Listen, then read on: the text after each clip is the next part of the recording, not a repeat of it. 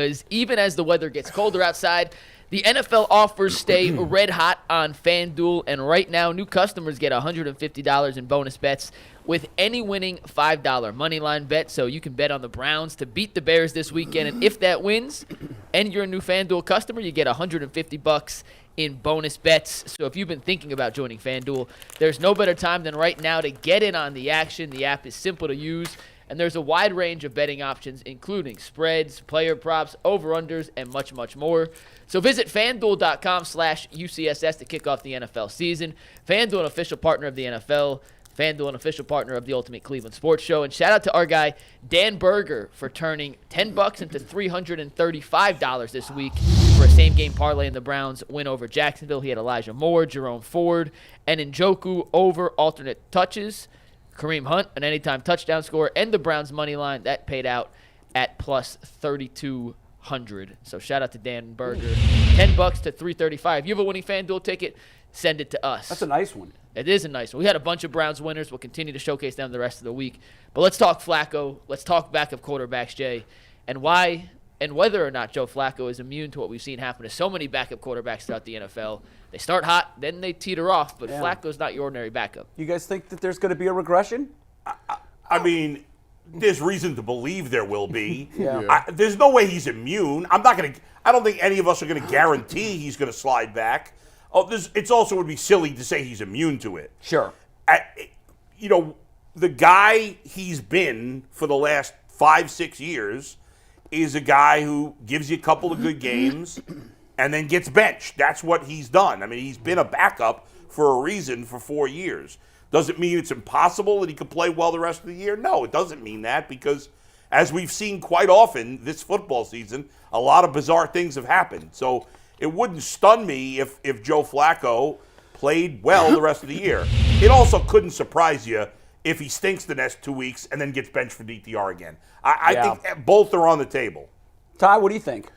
I think that when you're a new quarterback and you come to a new team, those first couple of weeks are the best weeks for you to ball out, because nobody knows your tendencies. There's no tape on you. Nobody knows how you're going to operate in that offense. Now that 2 weeks has happened, these defensive coordinators are like, this is what he likes to do. Let's take that away. Now they're challenging you. And if you can't make those in-game adjustments and take it to the next step, then you're going to fail. And I think that's why you see, the Josh Dobbs or all these other guys that's starting to struggle, because these defensive coordinators have figured out who they are, and they haven't added another wrinkle to their game. The one confident thing I have about Joe Flacco is, due to the fact that he's had a long career and he's had a successful career, he can switch things up. But I also believe it's not always just on these backup quarterbacks. It's on that head coach as well. Kevin Stefanski has to become very strategic in his play calling. You can't make everything continue to look the same and do the same things, because now that's on tape and these defensive coordinators are going to take that away. So you got to do a better job of getting that run game going, something that we've been thinking about, and you got to have beaters off of what you do. You could put the same look out there, but it has to be something, the route combination has to be totally different to keep these defensive guys honest. And that's how you protect Joe Flacco for the rest of the season. Oh, it's the holiday season. Oh, yeah. Ho, ho, ho. Oh, ye of little faith. What's going on with you guys? Is this G-Bush clause? Yeah, well, ye of little faith. Black Santa. Joe Flacco. Blana. This is what we're looking at right here. This is the Scrooge story. What do you guys think? You don't understand it? Joe Flacco wants a foe, a Baltimore Raven, beat us all the time, is out of the league, sitting at the house, watching TV with his kids. You make it sound like I was against him. You brought it around. You did the what I did was I'm trying to help out. I'm trying to say why So that was on what causes you to fail. You got to admit, we all love the way he's playing, but you can't guarantee that Santa he's not going Claus, to fall apart. Kool-Aid Santa Claus is not going to admit. That's true. Let me look back here. Where is the packs at? Let me look. Like, come on, bro. This dude just threw for 300. Why we ain't got the Kool-Aid out here? He just threw. See. Here's the problem. We don't believe our eyes. We'll never believe them. Watch this. I'll give you an example. Deshaun Watson, when the last time he played, was lights freaking out. 14 for 14 in the second half. There's 50% of the fan base that will tell you that game wasn't as good as it was. They done forgot all about that. That's a lie. They done forgot all about that game. That's a lie. Hey, he played bad in the first half, though. And I didn't see nothing. He only had 2 good games. You'd be like, bro, did you just forget this man did that? This guy gave you 300 this That's game. because the fans already, they just don't like him. Well, here's the thing. They're just looking. They're waiting right There's now. plenty of fair criticism on Deshaun Watson. So, look, there you go. Look, I just brought it up. Look, Bull's right. No, it's No, fair. Bull's right. I was just arguing yesterday that he did play well in that Ravens game, and that I thought his Titans and Ravens games were better than any of the Flacco games. However, there is also fair criticism of Deshaun Watson. Sure, No. he had a number of 12 for 25, 133 yards. Yeah, so here's We haven't seen that egg yet from Flacco. the yet. last How many games did he play this season? 6. 5. Started. He It's technically 6 with Technically the 6, but Indianapolis. he didn't it's- play much in five. Indianapolis. So 5. 5 full games. I would, and what we say, 3 out of the 5 was good, or is it? I'd 2 say out of the I'd 5? say 1.5 out of the 5 were good. Oh, that's. I can't give him full credit for Baltimore because he was 4 of 16 or whatever in the first half. I guess. But you- this is this. But Tennessee, he was great. Let's bring it back. Let's bring it back to why Joe Flacco will do what he's going to do. First of all, he's playing the Bears, right? Kevin Stefanski is going to give him some throws, going to give him some stuff that he can still stay confident in. So I fully expect them to win at home again against the Bears. Now, this is why he will consistently and do it throughout the rest of the season. He's a guy that you keep forgetting. He went on the road back then and played 3 or 4 road games and won the Super Bowl. I just said that yesterday. On the road. Yeah. See, that was 10 years ago. It's still in your DNA, bull. If you're an athlete, if Tyvus gains 100 pounds today, give Tyvus 2 weeks, right? He can get back into shape. He got muscle memory. That's a fact. You can't never take that away from him. Jay cannot throw no pitches all year. He get on the mound. He's going to feel good because he's going to start remember it's muscle memory. Joe Flacco got to fast forward all of camp, fast forward all these other little terrible little preseason these games, and he says, wow, they just put me in for 5 games? I'm feeling young and good. I got a good defense. I thought it was over. I thought it was over. This man is over here giving Christmas presents out like Scrooge. Everybody gets $1 million. This is Oprah. You get a pass, and you get a pass, and you get a pass. He is distributing the This football. man is going to ride on his magic carpet the rest of the year. And I'm telling you, every single week. Let me just say something, Jay, before you Yes, go ahead. All right? Yeah. Now, we all love love what that, Joe G. Flacco's done. Well, how can you not? can't ask for Yeah. any more than he's done Sure. the first 2 games. We're all hopeful that will continue. I think we all think it's possible to continue. Last year, in his first 2 games against the Ravens and the Browns, he was lights out. He didn't play much after that. 5 touchdowns, 1 turnover. He started 2 other games after that. Well, one of them, at the end of the year, Yeah. what did he throw? Just a handful of passes? He threw 33. 33 passes in that game. He started in a the game last in week one. 17. He started 2 games after He started Okay, 2 okay. games after that. The next week against the Bengals, Yeah. in that game against the Bengals, and remember, against the Browns, he threw 4 touchdowns. Yes. Looked No picks. great. Against the Bengals the following week, he was 28 of 52, no touchdowns, 2 picks, 3 fumbles, 2 lost. Yeah. Final game of the season against the Dolphins, 18 of 33, 149 yards, a fumble lost, no touchdowns. Yeah. So, But no picks either. I will say, No picks. In fairness, Yeah. a little bit of fairness. yeah. They ain't had no receivers like that over there. Oh, they don't have Garrett Wilson? He wasn't. Was he there? No, last he was year? there. They don't was have there an last offensive year. line. Well, that yeah, was their they didn't issue. have offensive line. That was their issue. And Bull, so I looked at those Yeah. numbers because when I was going to approach this, I wanted to wipe from my mind what I remembered because sometimes numbers can tell a different story. And I decided that I would look at 22 and 21. What was he at 36? What was he at 37? And it's interesting how quickly the league gave up on this guy. I don't have an answer for why, it looks like the league may have been wrong. Was he in So- Denver in 21? So he was with Philadelphia, I believe, He and was then with traded Philly? to the Jets. He was with Denver. Was he with Denver? Denver. No, in 22 In 21, I know in 19 he was or 21. I'm talking about 21. he played for Philly and the Jets. Yeah, Jay Philly is and right. the I was Jets. saying, He only played really one game. 19. Right, He was but I in decided Denver I was with going to me. go back and look and see, like, why is this guy out of the league? Because sometimes you guys know that the league can make a consensus decision on you that you're just done. He had It's happened to a lot of guys. Now, yes. it He was had- interesting he to me had that that it neck happened to injury. Joe, and I think it was probably more age. It looked like the league was ready to tell Baker, we're done. And he was young. He settled for a peanuts deal with Tampa Bay. Yep. But what's interesting about Flacco's 21 season was he really played meaningful snaps in one game. He was 24 of 39, 2 touchdowns, no interceptions. That's not a bad game. I mean, 24 for 39, 291 yards. Those are numbers we would take in a vacuum against anybody, okay? Sure. Now, for some reason, that was that was it.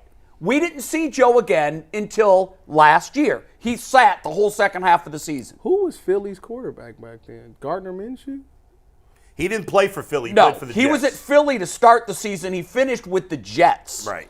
Now, the fact that he came over to the Jets and went 24 of 39, 291 yards, 2 touchdowns, and that was it with the New York Jets, that tells you they're just incompetent. Some teams you can write off their decisions. Was this They late had in the they season? just drafted Zach They- Wilson in the first round. They had, and they Yeah. had made now they've made the decision 4 times that Zach Wilson's the guy.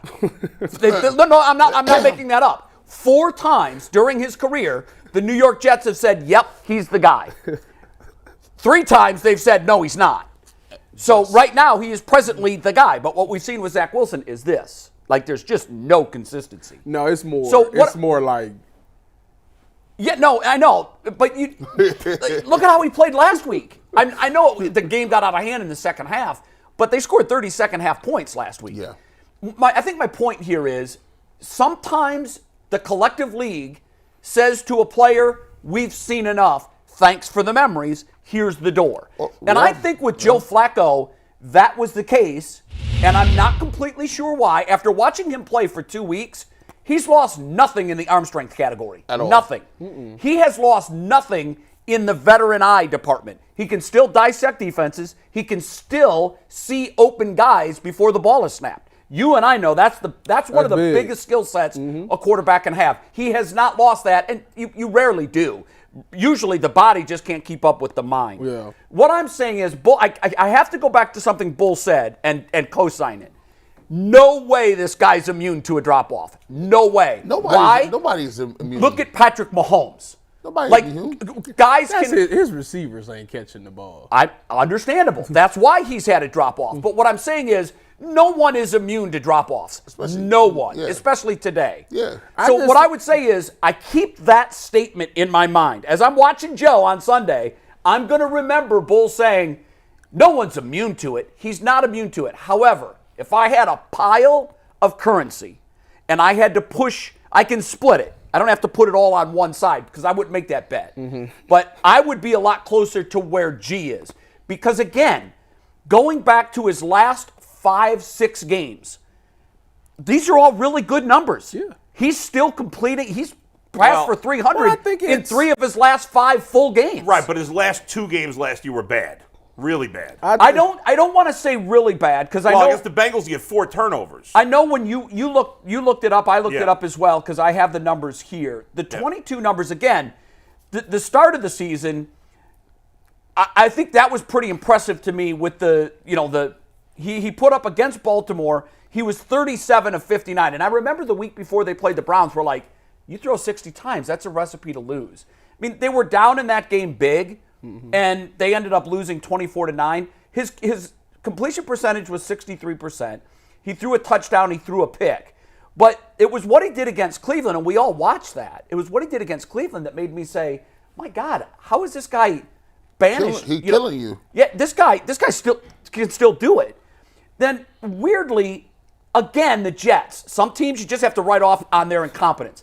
They had him throw the next week 52 times. Okay. Well, they were I think they were down big in that game, weren't they? They lost 27-12. Was Breece Hall I don't hurt remember. last You year? probably do because it was against He Cincinnati. turned it over 4 times in that game. Was Breece Not Hall good. hurt last Yeah. year? In fact, Oh, is that you know, 2 you years can't ago? look at a 300-yard passing game with 4 turnovers and say by any measure Yeah, that's he was good. right.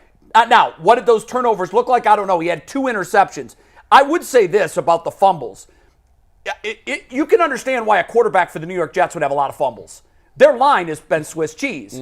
They're getting hit from all places. So I'd have to go back and look at those 4. All turnovers are not created either. Sure, I don't remember. So I don't remember them either. But what I do know is by looking at these numbers, he was still really effective in throwing the football when he was throwing the football. He was 28 of 52.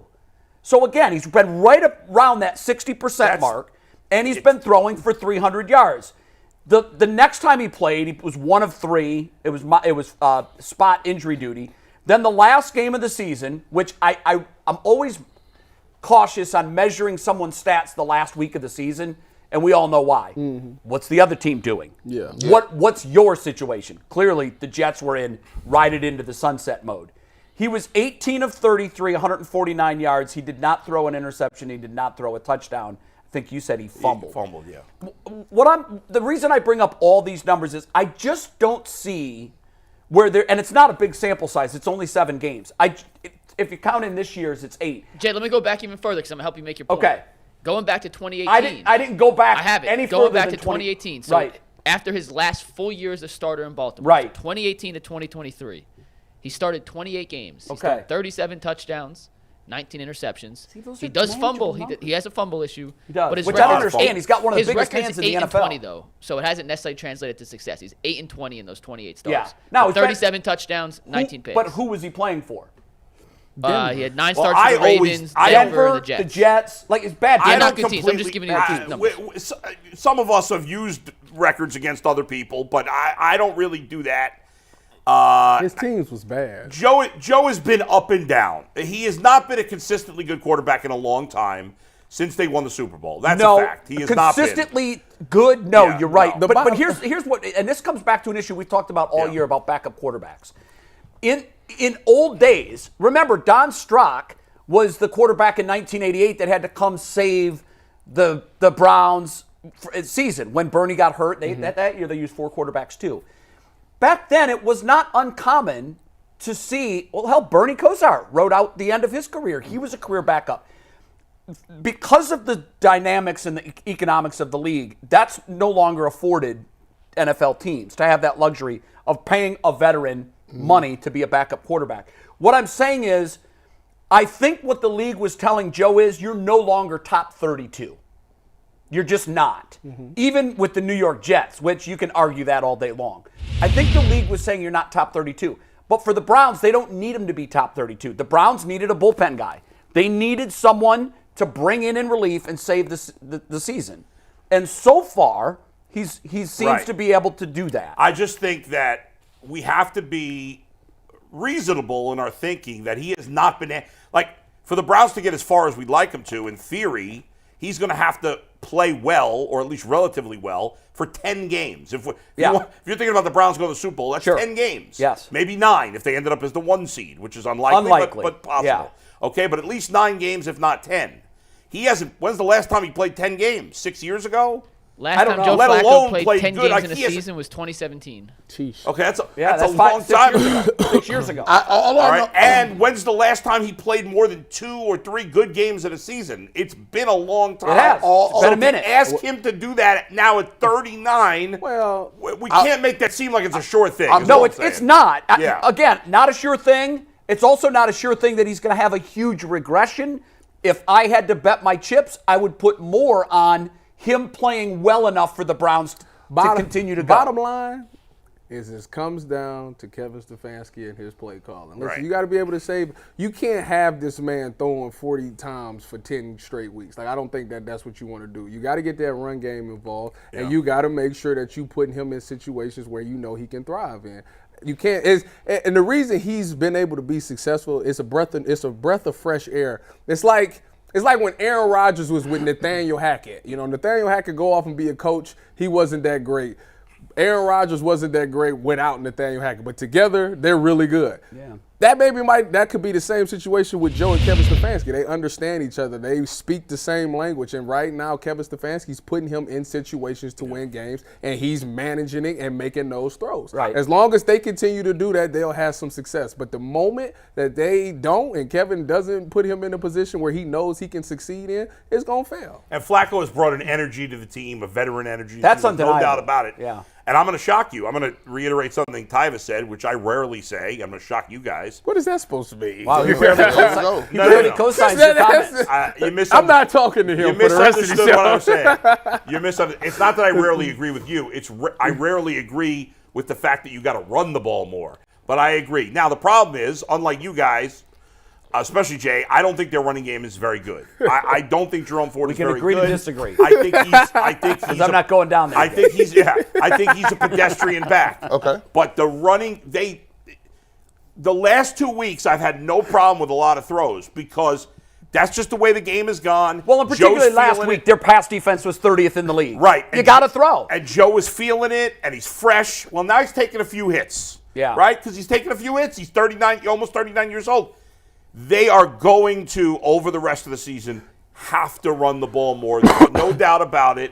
They've got to be more effective running it because, let's face it, what was the game where Ford had the big game like 3-4 weeks ago against Indianapolis? Since that game, the running game has not been very good. Since that game. Before that, it was pretty good. But now it's been shaky, and they haven't run the ball as much because it's been shaky. They are going to have to run it a little better to take some of it off. You can't over the long haul ask Joe to throw 45, 50 passes. If you want to say Kevin Stefanski, y'all can't have it both ways now. Yeah. If you're going to say Kevin Stefanski should get an extension, Yeah. be the coach of the year, all this great stuff, well, then you should expect him to continue to play well, right?